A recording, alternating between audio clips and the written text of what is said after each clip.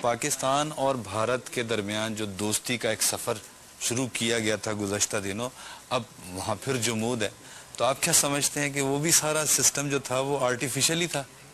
میرے خیال میں وہ بہت حد تک آرٹیفیشل شاید تھا، اس لیے کہ جب بھی امریکہ نے انٹروین کیا اور کہا کہ دیکھو بھائی ہاتھ ملا لو، جلدی سے گلے مل لو، تو پھر گلے مل لیتے تھے. پھر کچھ ایسی چیزیں ہو جاتی پرویز میں آپ سے ایگری نہیں کروں گا. آپ برٹش رول کو نکال دیجئے، اب مغل اعظم کا امپائر دیکھیں، ہزاروں سال مسلمانوں نے ہندوؤں پہ حکومت کی ہے اور میوچل کو ایگزسٹنس رہا ہے بھی ہے. ہندو اور مسلمان میوچلی کو ایگزسٹ کر چکے ہیں. یہ تو ایک سازش ہے کہ کہتے ہیں نا ڈیوائڈ اینڈ رول والی سازش ہے کہ کشمیر کا مسئلہ یوں کا تو چھوڑ کے چلے گئے تاکہ اس کے اوپر لڑتے رہو. بس یہ سازش ہے. کشمیر کا مسئلہ کھڑا ہوا ہے، اسے لڑتے رہو. کشمیر کا مسئلہ آج حل ہوا، ساری باتیں ختم ہو جائیں گی. اچھا یہ بتائیں کہ کشمیر کا مسئلہ اگر کسی وجہ سے حل ہو جاتا ہے تو انڈیا کو جو نقصانات ہیں وہ کیا ہیں؟ مجھے اتنا ہی نہیں پتا. انڈیا کو میرے خیال سے تو سب سے پہلے ان کی آنا کو ٹھیس پہنچے گی، کیونکہ وہ ان کے اپنے یہاں بھی بہت سارے ایسے فیکشنز ہیں جو اپنے اپنے صوبے الگ پروبیبلی. اگر آپ اس کا تجزیہ یوں کریں کہ ہندوستان کی فوج اس کی تعداد کتنی ہے اور اس پہ اخراجات کتنے ہیں، پاکستان کی فوج کتنی بڑی ہے اور اس پہ اخراجات کتنے ہیں، اور برسوں سے ہوتے چلے آ رہے ہیں اور ہر سال بڑھتے چلے جا رہے ہیں، کیا یہ کم نقصان نہیں ہے کہ عوام بھوکی ہے، اس کو بہت ساری چیزوں کی ضرورت ہے، اور جبکہ وہ سارا پیسہ ہم ان پہ خرچ کرنے کے بجائے فوج پہ خرچ کر رہے ہیں؟ کس لیے کہ ایک کشمیر کا مسئلہ جو ہم برسوں سے طے نہیں کر پائے ہیں اس پہ ہم ایک دوسرے پہ سے لڑے چلے جا رہے ہیں. تو کوئی وجہ ہوگی نا کہ اس کے باوجود کتنا پیسہ دونوں فوجوں پہ خرچ ہوتا ہے اور یٹ آئی تھنک جو ہمارا جو ملٹری ایکسپینڈیچر ہے وہ ایک حد تک ریکوائرڈ ہے. ہم کو ایک منیمم ڈیٹرنس لیول تو اسٹیبلش کرنا ضروری ہے، ورنہ پھر ہمارا وہی حال ہوگا جو اسرائیل نے لیبنان کر کے. جیسے ممبئی میں بامبنگز ہوئی اور ہمارے پاس اگر نیوکلیر بام نہیں ہوتا، کنونشنل آرمز اسٹرانگ نہیں ہوتے، تو India would have done the same thing جو اسرائیل نے لیبنان میں کیا. آپ صحیح کہہ رہے ہیں. اگر یہ جو مفاہمت کی بات اب ہو رہی ہے، دوستی کا ہاتھ جو بڑھایا جا رہا ہے، اگر اس میں سنسیئرٹی شامل ہے اور اگر یہ سنسیئرلی یہ ایفرٹ کیا جائے تو پھر کوئی ضرورت نہیں ہے ایک منیمم ڈیٹرنس رکھنے کی. اگر میں آپ کو ٹرسٹ کرتا ہوں بحیثیت ایک پڑوسی کے، ایک نیبر کے، اور آپ مجھے ٹرسٹ کرتے ہیں، تو ہمیں کوئی ضرورت نہیں ہے ہتھیار رکھنے کی. لیکن وہ تو پھر آپ اس اسٹیج کی بات کریں جب ٹرسٹ آ جائے نا، اس لیے تو اسے کانفیڈنس بلڈنگ میجرز. لیکن پرویز مشرف نے بارہا البتہ یہ بہت بھرپور کوشش کی کہ وہ ہاتھ پہلے آگے بڑھائیں، اور دوسری طرف سے یہ اس کا رسپانس جو تھا وہ بہت ہی پیتھیٹک رسپانس ہے مینی ٹائمز. لیکن آپ یہ بھی دیکھیں نا، جب بھی پاکستان نے ہاتھ آگے بڑھایا دوسرے ہاتھ سے چھڑی بھی ماری ہے. 98 میں ہم نے سائن کی لاہور ڈیکلیریشن، 99 میں ہم نے کرگل کر دیا، and that's not the first time. تو اس لیے انڈیا سسپیشیس ہے. تو جب بھی ہم ہاتھ آگے بڑھاتے ہیں انڈیا اتنے ایکٹیولی نہیں اپنا آگے بڑھائے گا. It will think it over, especially اب سنس انڈیا بھی کافی اب اوپن پلیس ہو گئی. 80s اینڈ 70s میں کم از کم بہت کلوزڈ اکانومی اور سوسائٹی تھی، اب تو بہت اوپن سوسائٹی.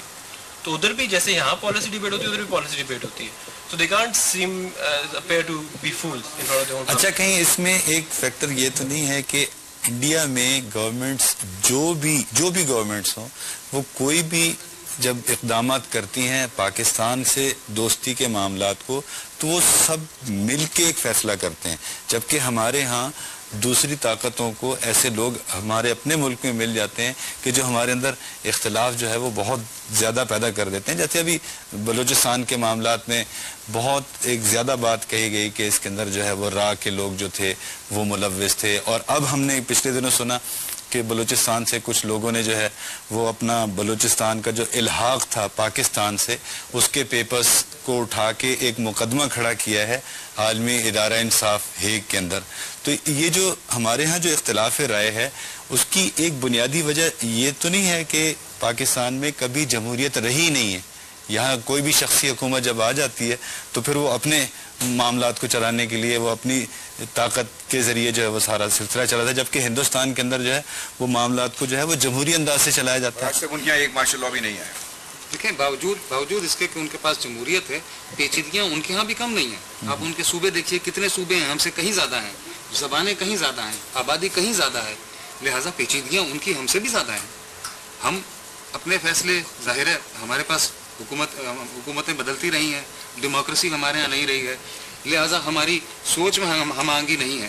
ان کے ہاں تھوڑی سی سوچ میں ہم آہنگی زیادہ پائی جاتی ہے، لیکن پیچیدگی وہاں بھی کم نہیں ہے. ہمارے ایک دوست کہتے ہیں کہ انڈیا اتنا انمینیجبلی بگ ہے, ہیوج ہے, کہ وہ کوشش کر کر کے تھک جائیں گے لیکن شاید اپنے بہت سارے مسائل جو ہے نا اینڈ تک حل نہیں کر سکیں گے. پاکستان جس طریقے سے پاپولیشن ایکسپلوژن ہو رہا ہے پاکستان کے اندر, تو may be we might have to extend our boundaries. ہم کو کچھ حصہ ایران کا, کچھ افغانستان کا, کچھ کشمیر کا, کچھ انڈیا کا لینا پڑے گا, کیونکہ ہماری پاپولیشن ایکسپلوژن ہو رہی ہے تو پاپولیشن کہاں جائے گی. اور ڈاکٹر صاحب, we talk about the population explosion as if we didn't plant the bomb for one day in a light when.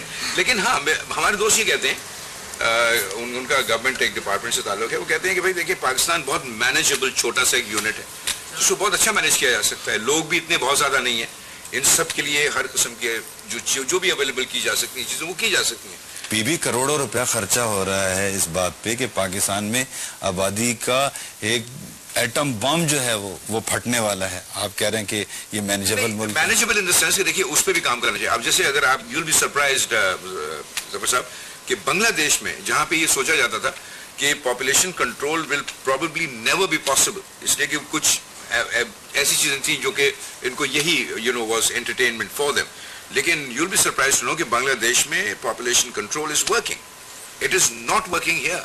It is working perhaps in Bangladesh. It is working the best in the اس کی وجہ کیا ہے؟ in the SAARC region. In the SAARC region, it is working. اس کی وجہ کیا ہے؟ آپ بتائیے وجہ کیا ہے؟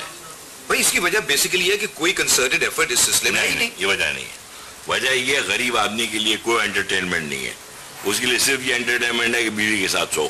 نہیں, مگر بنگلہ دیش میں بھی نہیں ہے. مائنڈ یو, بنگلہ دیش میں بھی لوگ بہت غریب ہیں. بنگلہ دیش کا ایگزامپل اسی لیے میرے ذہن میں آیا بیکاز وہاں پہ بھی انٹرٹینمنٹ کا فقدان ہے, وہاں پہ بھی آپ چیپ انٹرٹینمنٹ. تو آپ یہ کہنا چاہ رہے ہیں کہ یہاں پر جو پاپولیشن پہ کنٹرول کرنے کی جو کوششیں کی گئی ہیں تو ان میں خلوص نہیں تھا جس کی بنا پہ ناکامی ہوئی ہے. دیکھیں بات یہ کہ ہم سب کو ایک بات تو پتہ ہے کہ ہر لیول کے اوپر جو کرپشن ہے وہ ہے, موجود ہے.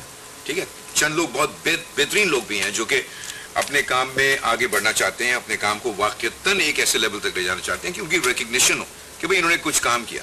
لیکن انفارچونیٹلی ہر ٹیئر پہ ایسے لوگ نہیں بیٹھے ہوئے.